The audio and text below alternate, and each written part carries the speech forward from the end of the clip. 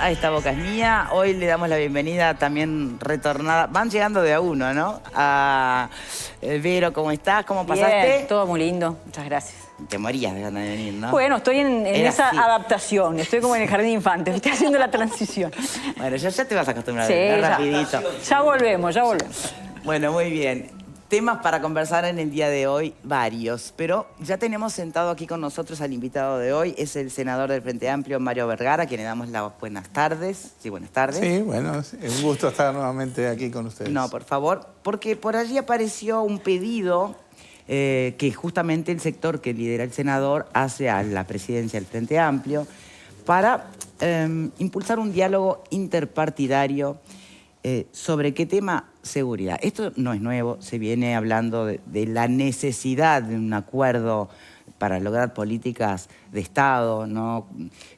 Creo que hay consenso en que las cuestiones no vienen funcionando tal como se desearía, más allá de la baja de algunos delitos puntuales.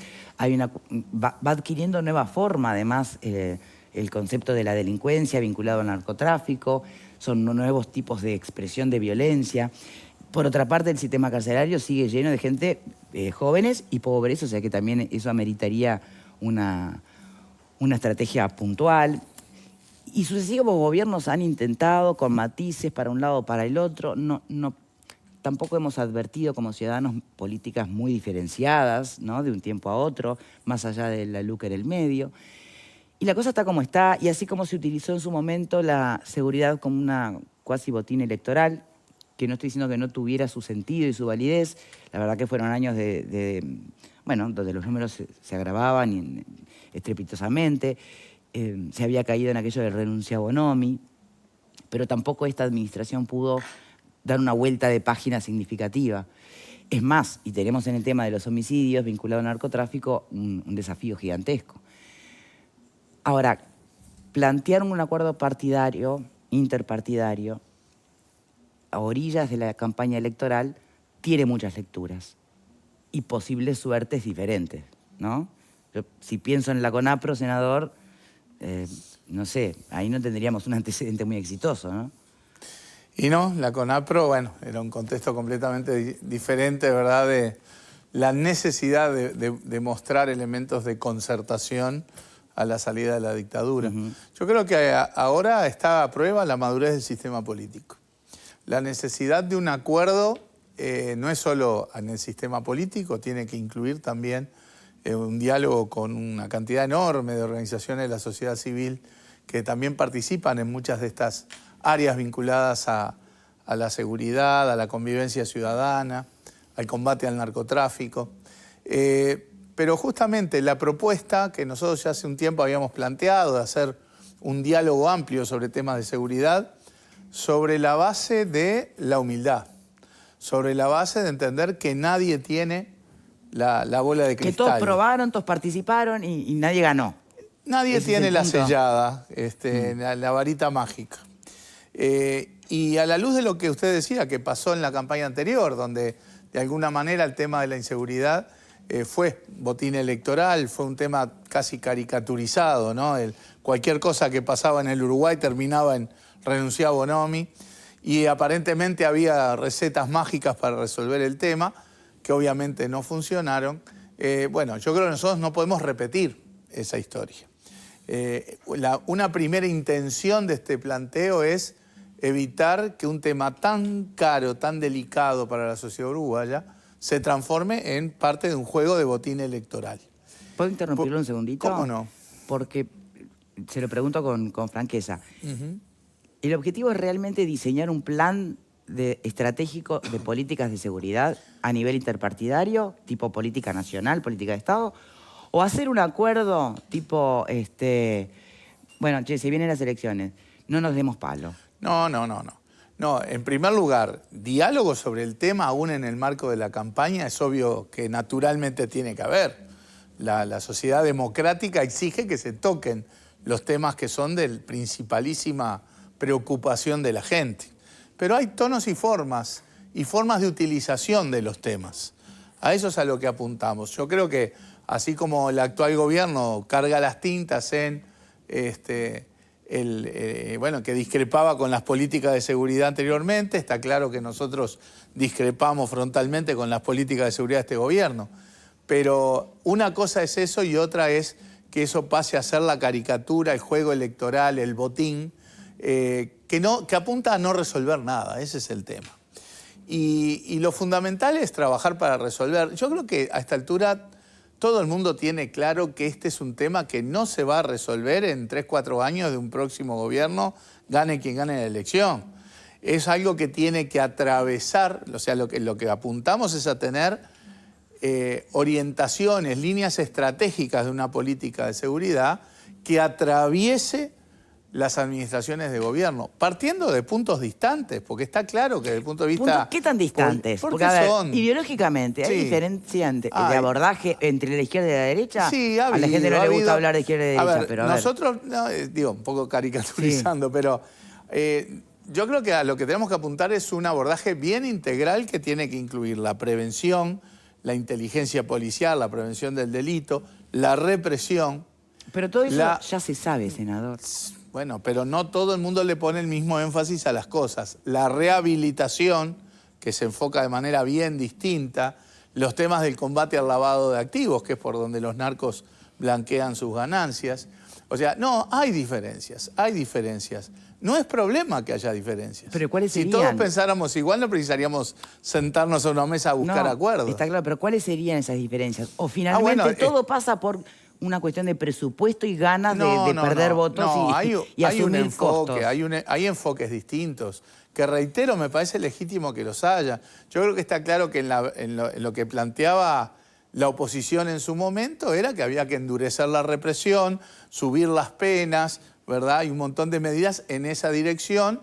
En nuestra visión eso soslayaba los temas de prevención, ni que hablar los temas de la rehabilitación, ¿verdad? Y en el tema de las políticas de lavado de activos también hemos tenido diferencias de que en nuestra interpretación se han debilitado mecanismos de combate al lavado. Pero vuelvo a decir, justamente, partiendo de lugares distintos, tenemos que tener la madurez, la capacidad de encontrar alguna estrategia en común que, vuelvo a decir, sea una política de Estado en la lógica sereñista, digamos, y que atraviese las administraciones de gobierno.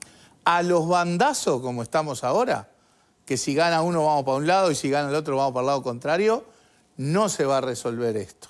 No es una tregua de discusión política, no es eso. Es más, es un tema que igual va a estar... Ahí va, no me salía la palabra tregua, es lo que quería en su momento. No es eso, no, es trabajar para elaborar... Ojo, ¿hay cosas que se pueden haber ido avanzando? Sí, yo creo que... Que no implica retroceder. ¿Eh? Que no implica retroceder. No, yo creo, por ejemplo, que cuando desde el Ministerio del Interior, liderado por Sanjurjo, hubo un planteamiento de diálogo, esa fue una cosa positiva. Yo por lo menos lo vi como una cuestión positiva. El Frente participó, hizo propuestas. Algunas de las propuestas del Frente fueron incorporadas. Después el Frente termina no firmando, digamos, el documento. Yo lo he dicho públicamente que yo creo que el Frente perfectamente podía haber...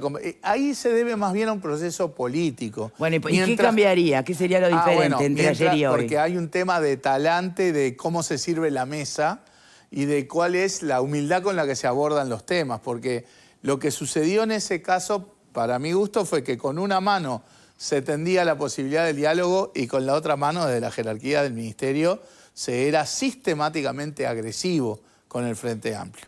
Entonces, obviamente, no tiene sentido decir, tendamos una mesa para dialogar y en la puerta te doy un garrotazo. O sea, yo creo que eso fue lo que de alguna manera boicoteó el propio proceso político que desde el punto de vista del contenido podía ir en una dirección correcta. Bien. Hay otras diferencias con ese proceso. Primero, el de abordar la integralidad de una política. Sí.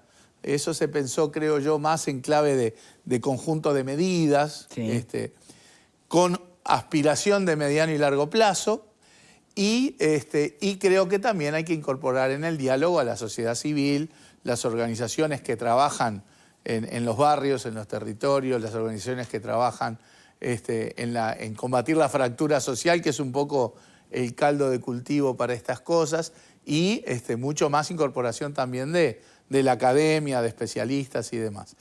Pero lo tomo como un buen antecedente ese. Creo que fue insuficiente, creo que políticamente no se planteaba esto mismo, pero bueno, yo creo que la situación, y si se dice, bueno, y ahora se acerca la campaña, justamente porque se acerca la campaña que tenemos que prevenir que esto no vuelva a ser la caricatura que fue en el pasado y que llevó a que no se están resolviendo en absoluto un tema tan delicado. Bien, permítame abrir el juego, senador. Quiero saber qué opinan sobre la propuesta per se. ¿Qué opinan sobre lo que responde el senador cuando se le pregunta cuál advierte que son las diferencias de abordaje, ¿no?, entre la hoy oposición y el oficialismo, y cualquier otro punto, por supuesto, del que hayan tomado nota durante su respuesta inicial? Connie, ¿quieres empezar?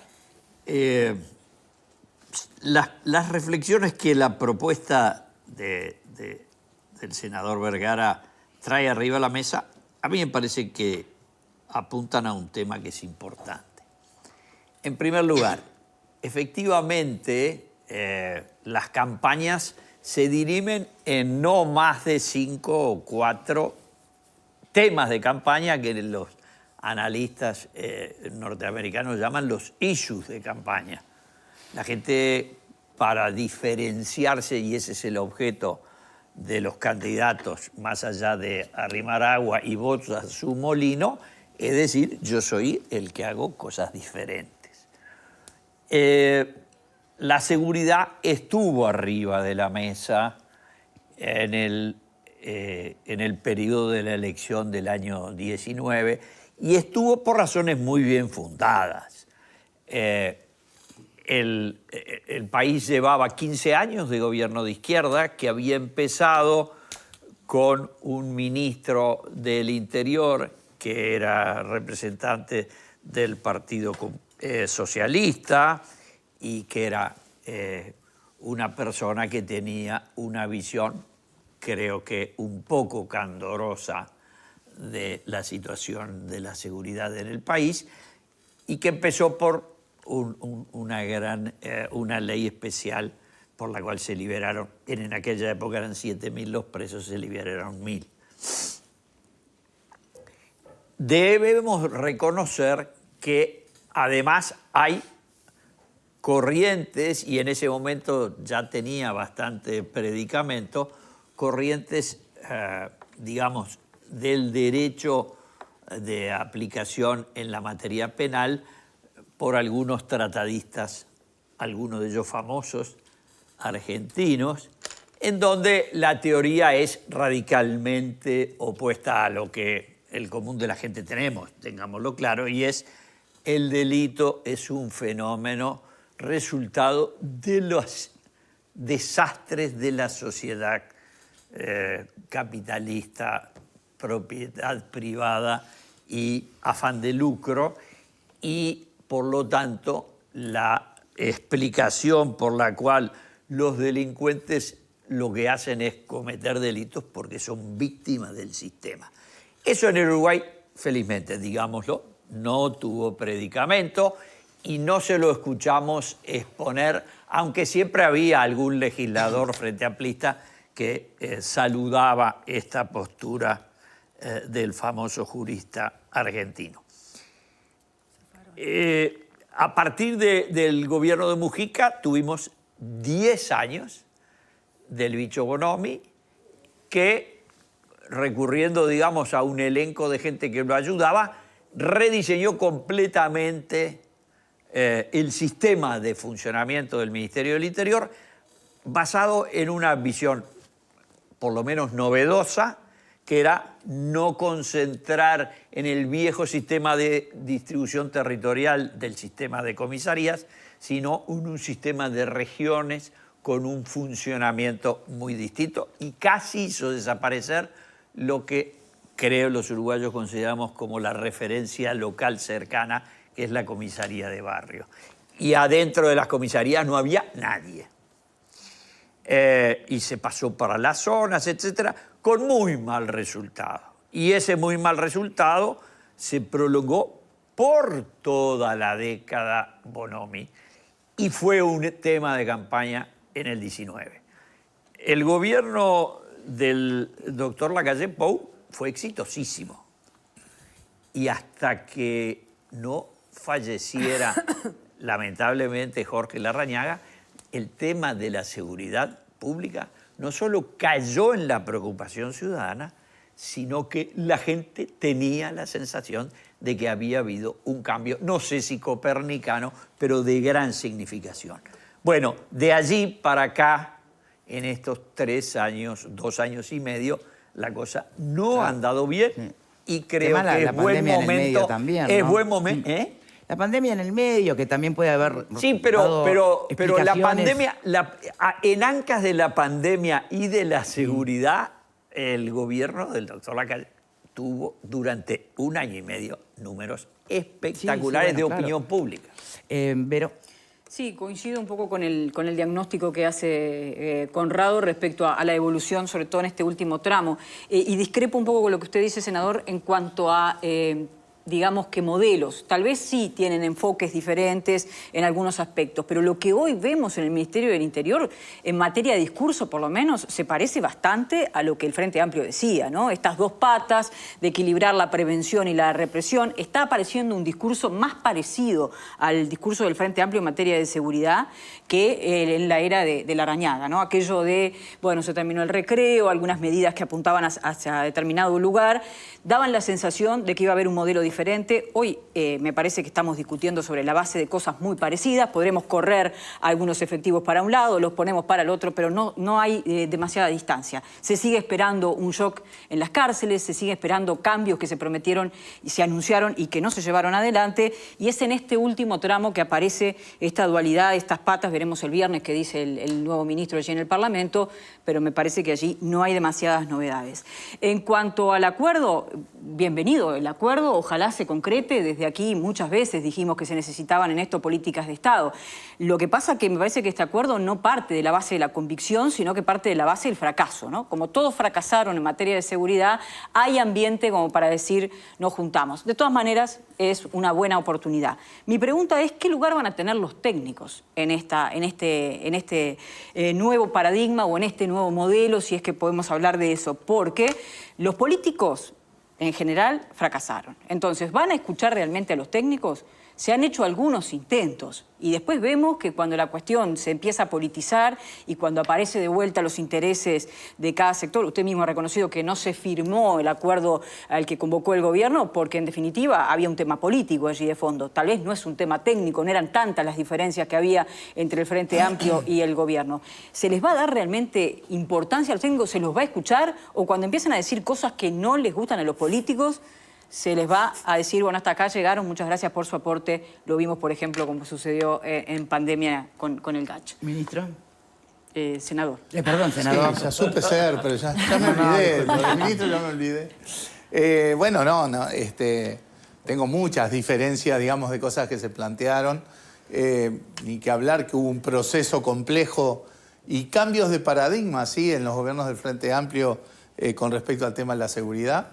También creo que se hizo una reforma profunda en todo lo que es el funcionamiento del Ministerio del Interior, del aparato policial. Hay que recordar que antes de los gobiernos del Frente Amplio, los recursos, los salarios, las armas, los chalecos, eran paupérrimos, ¿sí? Hubo una dignificación del trabajo policial, hubo más apuesta a la inteligencia y la prevención.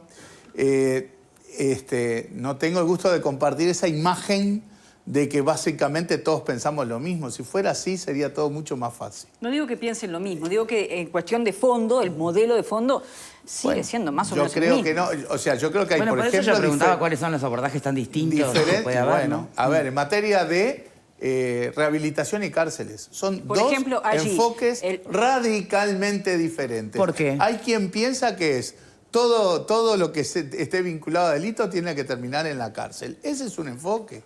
Era el enfoque con el que arrancó este gobierno. Pero también en el gobierno del Frente Amplio se incrementaron las penas. Y pasamos de 11.000 a 15.500 personas privadas de libertad en 3 años. Bueno, pero por eso yo preguntaba si el tema es diferencias de estrategia o de recursos, porque Evidentemente, si se disponen recursos, si se saca de algún lado para poner en el sistema carcelario, por ejemplo, y se prevé que se puedan plantear de verdad penas alternativas a la prisión. Hoy no hay ni gente para chequearlas. Bueno, pero ahí puede... hay diferencias de enfoque, porque ¿Por qué? claramente en este gobierno la lógica de las penas alternativas se desplomó.